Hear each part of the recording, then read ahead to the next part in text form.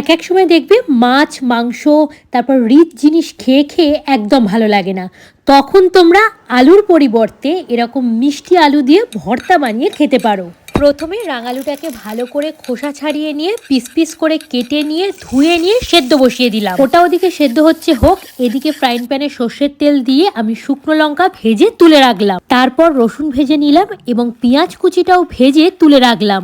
এবার একটা থালার মধ্যে নুন নিয়ে তার মধ্যে শুকনো লঙ্কা এবং ভেজে রাখা রসুনটা ভালো করে চটকে নিলাম। তারপর রাঙালু সেদ্ধটা দিয়ে ভালো করে স্ম্যাশ করে নিলাম। এরপর একে একে পেঁয়াজ ভাজা, কাঁচা লঙ্কা কুচি এবং ধনে পাতা কুচি দিয়ে ভালো করে চটকে নিলাম। এবার ওপর থেকে একটু কাঁচা সর্ষের তেল ছড়িয়ে দিলেই আমাদের মিষ্টি আলুর ভর্তা রেডি।